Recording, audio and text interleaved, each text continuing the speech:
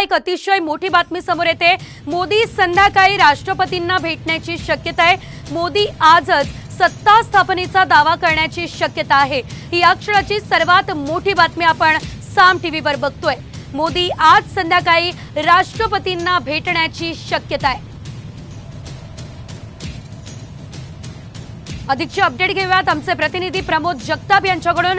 प्रमोद, नेमकं काय घडतंय? मोदी आजच सत्ता स्थापनेचा दावा करणार का? शेजल, अगदी बरोबर आहे। खरं तर साम टीव्हीने दुपारी हीच बातमी दिली होती की आज जी बैठक झाली एनडीएची, त्या बैठकीनंतर आजच संध्याकाळी पंतप्रधानांची भेट घेऊ शकतात, राष्ट्रपतींची भेट घेऊ शकतात।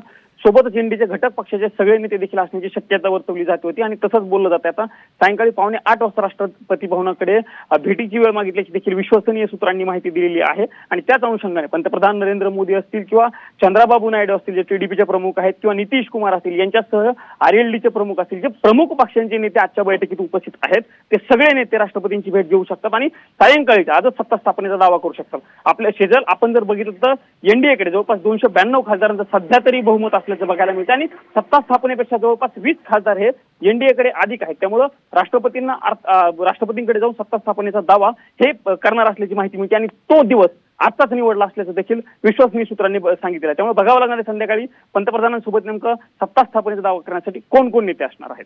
निश्चितच। मात्र प्रमोद, आपण बघितलं चंद्रबाबू नायडू आणि नितीश कुमार यांनी आता या दबाव तंत्राचा वापर केलाय। या संदर्भात काय अपडेट आहे?